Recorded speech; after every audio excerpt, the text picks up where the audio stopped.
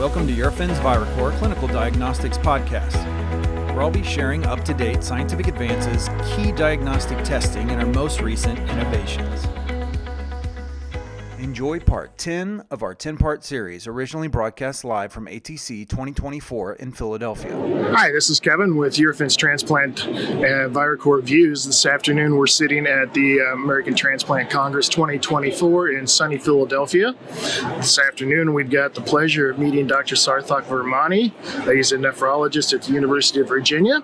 So thank you for taking a few minutes to talk to us today about you, about your process through where you started, where you are today, and such. So I want to just give the listeners a little bit of background about yourself, how you got into nephrology as your specialty. Yeah, well, back in hello to everyone first of all, and back in high school I was really good at math and physics, far from biology, and then suddenly I had a change of mind and trying to figure out what's a good amalgamation between numbers and medicine, and the obvious choice was nephrology. I was lucky enough to train at Yale University for my nephrology fellowship and for my transplant nephrology fellowship, and I did start my attending career at Yale University as well.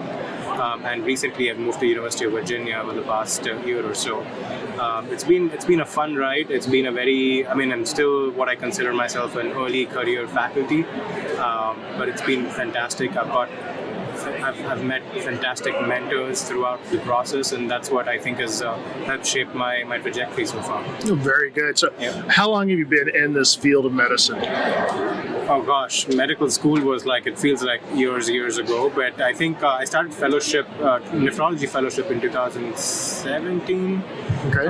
Did about 2 years of nephrology, 1 year of transplant, and I've been attending for about 3-4 years now as a transplant nephrologist. Very good. So you really have seen in the last 5 to 10 years a lot of changes, a lot of positive changes, I should Absolutely. say, in the way of nephrology and also in the way of transplantation and such. So kind of describe that journey for you. I mean, where you started out, where the process is today, and what you're excited about for the future of transplantation and nephrology. 100%. Only just a couple of minutes ago, a friend of mine asked which sort of level of which year of ATC this was, and I realized that for the past 5 or 6 years, all the ATCs that I could attend, I have attended, and I've seen things change. The allocations for kidney transplants have changed over the past couple of years.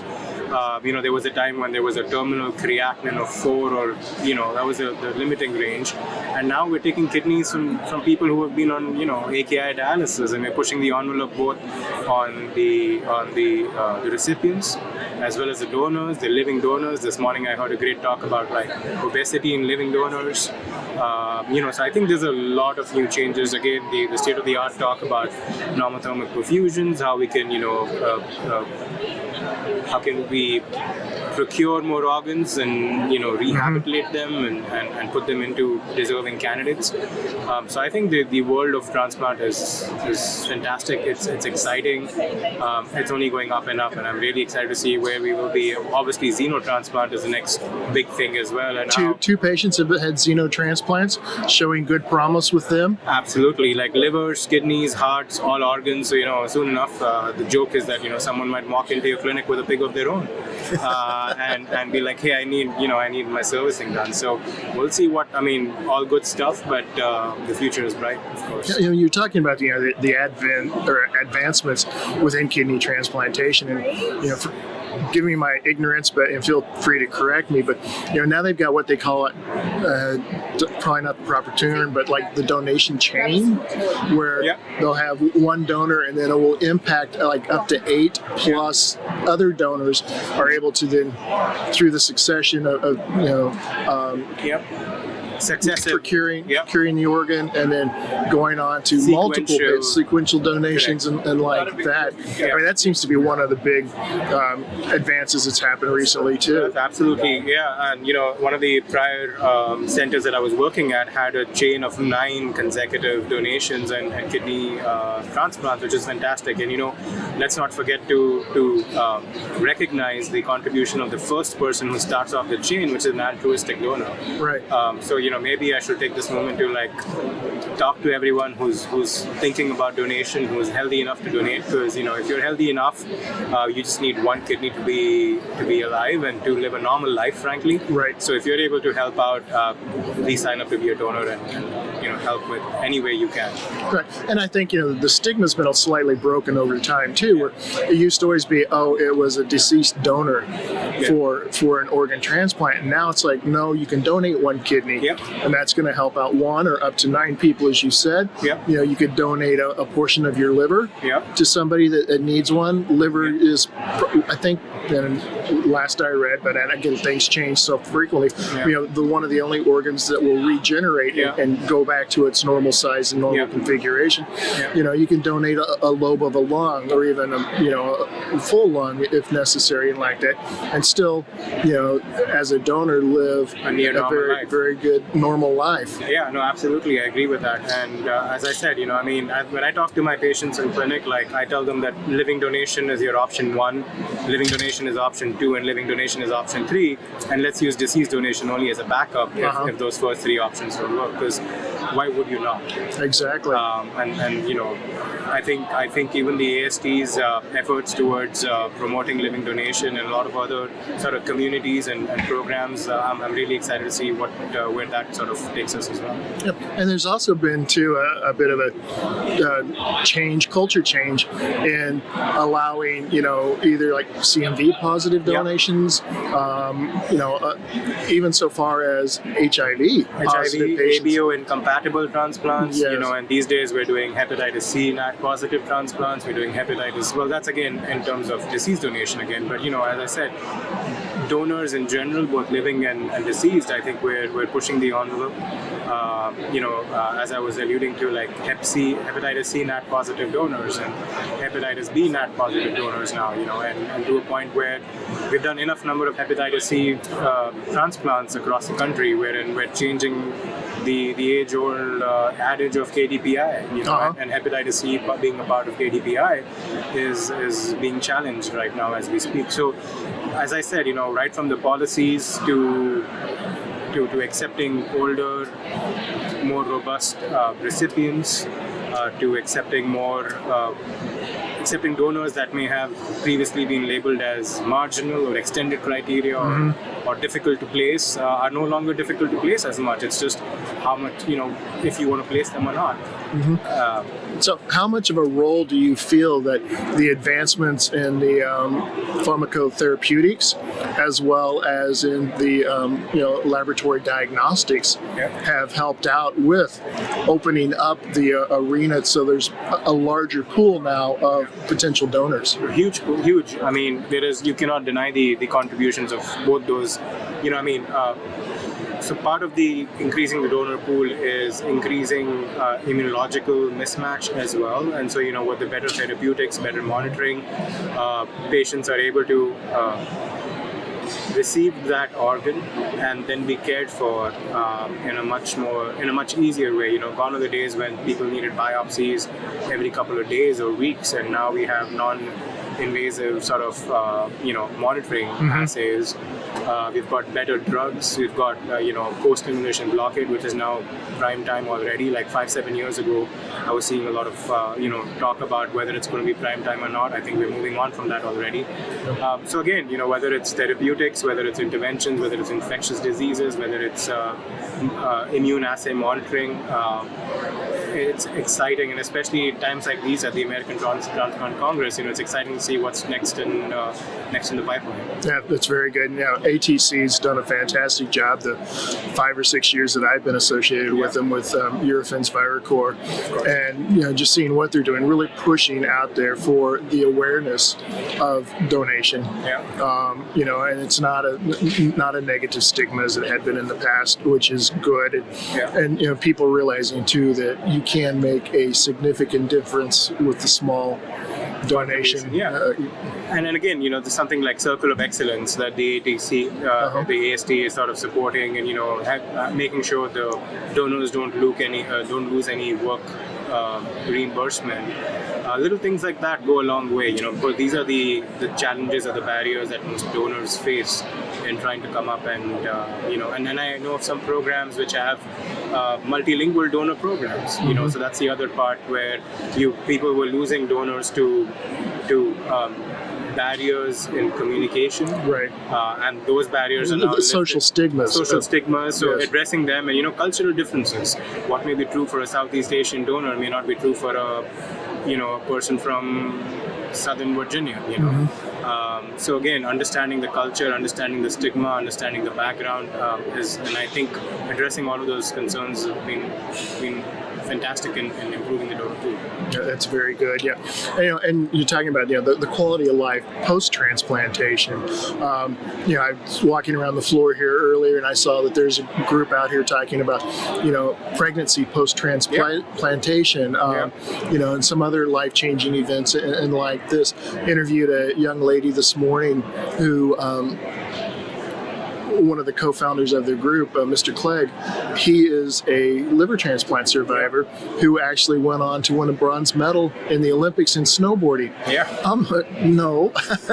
I mean, that's fantastic that somebody could do that. Yeah, transplant is, once you get through the first couple of months of the recovery phase, you could walk down the street and not know whether you had a transplant or not, and these days, as I said, the medicines are so good.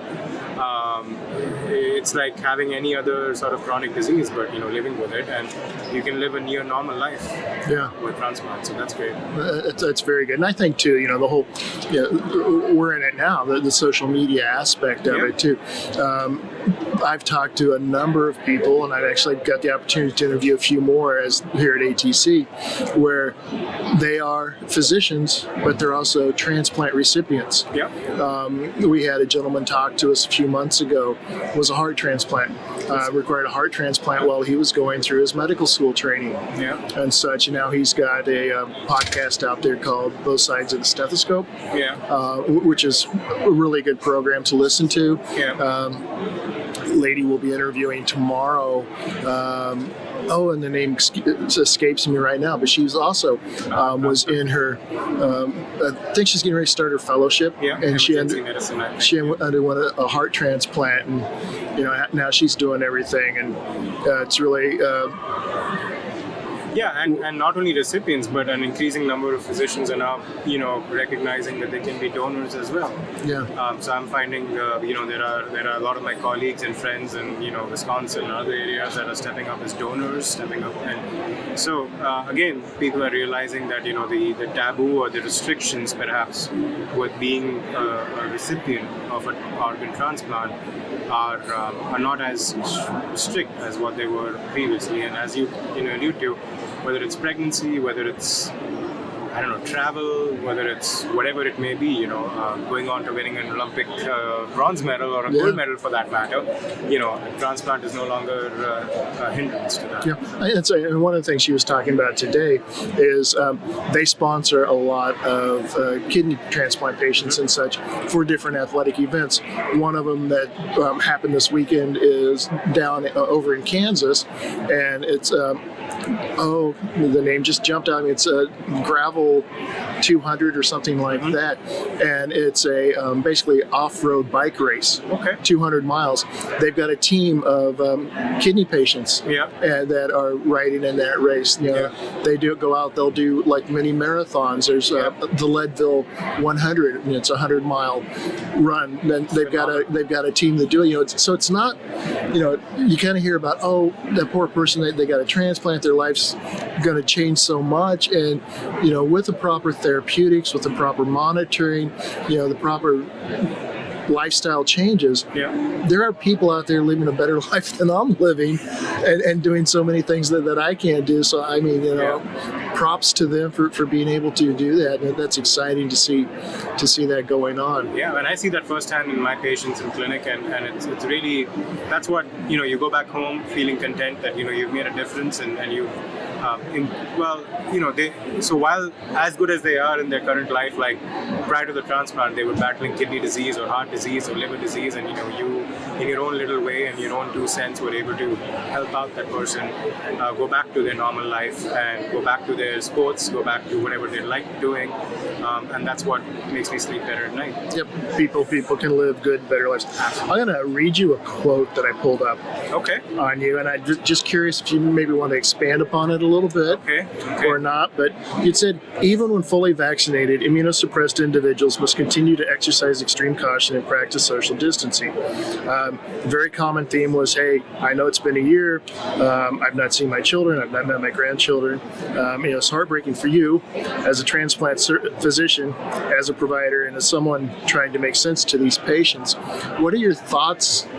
Have they changed since now we're, hopefully 2 years past the pandemic of COVID and like that? But I tell my patients, pandemic or no pandemic, COVID or no COVID, you're immunosuppressed. So you are at a net, obviously, higher risk of rejection, of infection, of course. So at the end of the day, it comes down to just common sense measures. If you're going to the ball game and the guy next to you is sneezing and coughing, just beware. Maybe put on that mask, wash your hands. But if you're like walking around and by the beach and enjoying, with the sunscreen, of course, then I leave it to most people's common sense judgment, and most of my patients have good common sense, I hope. Yep. And hopefully people realize too that we had the whole masking up during COVID and like that, but it seems like there's still a little bit of masking stigma out there in the environment. And it's like, just because they're wearing a mask, they're trying to help protect you as much as they're trying to protect themselves. Don't take it as an offense to you or like that. They're trying to live their life. It's the right thing to do. It's the right thing, especially when come fall and winter with the flu season and the RSV is coming back with a vengeance these days. So, you get so much benefit with one simple act, then why not? Yep. But you can't make someone do something. So you can only bring the horse to the pond, not make it drink the water. Yes. So that's what it is. Well, very good. Anything else you'd like to talk about? Any great things you're doing or like that you might want to give us a little foreshadowing of? Or I just recently moved into a new role, so I'm still sort of getting my feet wet. I'm excited. I did get elected as the co-chair of one of the COPs in AST, so the trainee and young faculty. And I know that Dr. Kawashigawa, who's the president-elect today and president tomorrow of the AST, is huge on supporting trainees and helping support the pipeline of the next generation of physicians and scientists and transplant providers. So all the young faculty that are listening on, please feel free to sign up for the COP. We're happy to have you be part of the COP and help network, help grow, and sort of grow together in this community. Very good, Dr. Virmani. I appreciate your time. My pleasure. I appreciate your wisdom, and I appreciate what you do. Of course, my pleasure, and thank you for having me here. Thank you for the chat. Very good. Take care. Make sure to subscribe to this podcast and follow us on social media to stay up to date on all the latest information. If you want to help spread the word, please give us a 5-star review and tell your friends and colleagues to subscribe too. With over 40 years of diagnostic innovation and specialized expertise in infectious disease, pre- and post-transplant, allergy and immunology testing for immunocompromised and critical patients, Eurofins ViraCore is committed to helping medical professionals, transplant teams, and reference labs get results faster when it matters most. ViraCore is passionate about delivering value to our clients by providing timely, actionable information, never losing sight of the connection between the testing we perform and the patients you serve.